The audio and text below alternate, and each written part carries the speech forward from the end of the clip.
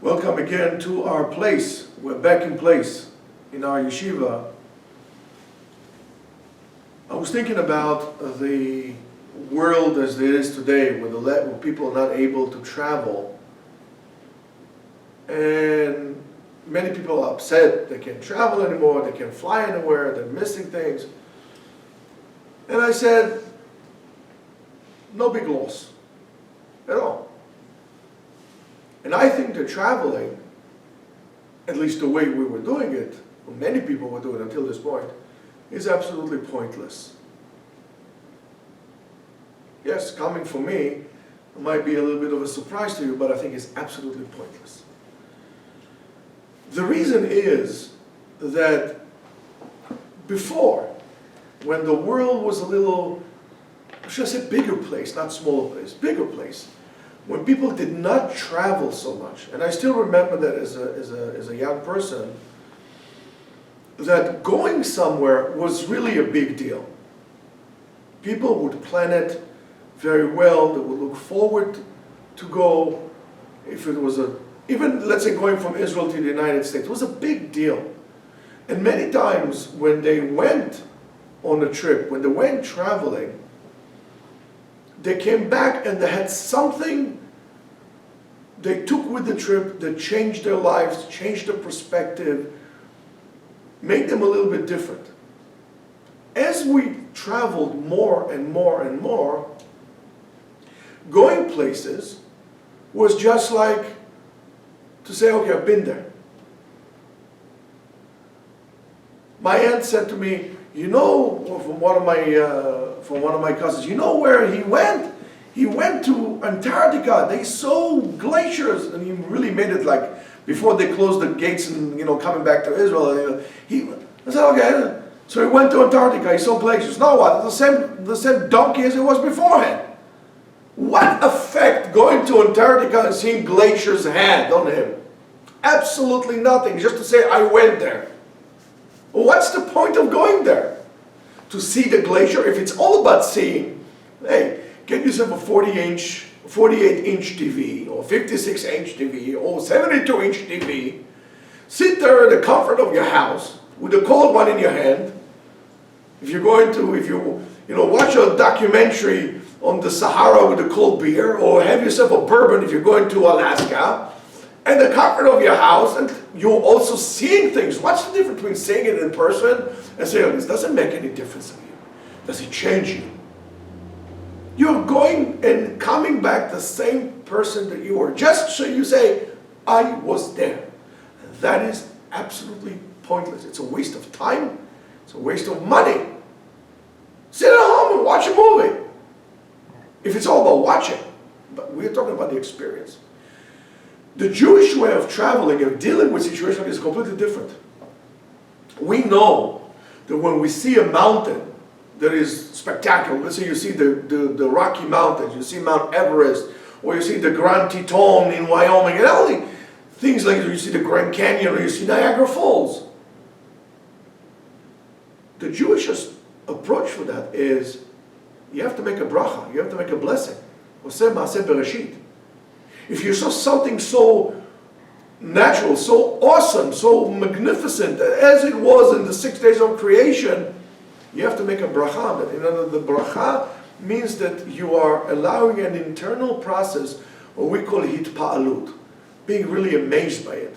And that's supposed to change you. Otherwise, you're not going to be able to say a bracha. And the same thing goes when you see beautiful people. There's a certain bracha to say on that. We make a blessing or seeing somebody extremely beautiful. Whether it's a person or it's a nature phenomenon, of course, different bracha, but we still make a bracha to show you that's supposed to be an internal process. So there's no really point of doing that, of going to travel just to say, I was there. And people went and they actually changed and they brought something. I remember people going to the United States from Israel when I was young. It was really a big deal. People, used to fly to the United States before the jumbo jets, the 747, which most of the airlines don't use anymore, were common. People used to fly with a 707, Boeing 707, 4-engine Boeing, that holds about 80, 100 people, and they used to fly, through, from Israel to Europe. There they used to fly, they used to land either in Iceland or in Ireland, and then you would not fly straight to the United States, you would make like a stop somewhere.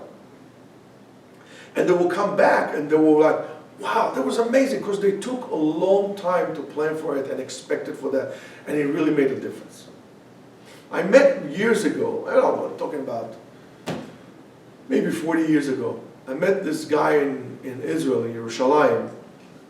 I think I told you the story. He was I was sharing a room with a friend of mine in an apartment, and I saw samurai swords in this wall, and I said, where's this person? So my friend said to me, oh, it's this guy, he's a very Haredi guy, and I said, really, Haredi with samurai swords? And they didn't look like the samurai swords you buy for $10, they looked like the real deal. And then we were eating something, so I went to the drawer, I opened the drawer, and lo and behold, I saw chopsticks. I said, chopsticks? I said, yeah, you only eat with chopsticks. I said, let's just do this. What is this thing? It's a guy, So later on, the guy came, and you see a guy very, very, Haredi, with white shirt, black pants, long beard, black kippah, and so on and so forth. And we started talking. And he told me a story. It was fascinating. A guy who went all over the world. It was the time that people did not travel so much in Israel as they used to. And he went to India, and he went to Japan, and he was a martial artist. And in Japan he stayed there for a long time. And he became very close disciples of one of the top masters of Shotokan Karate in Japan. And he had 10 students. This guy had 10 students. And out of the 10 students, 5 were Jewish. 5 were Israeli, they were Jewish. And he said to the point that he thought it was Japanese. That's it. I'm staying here. And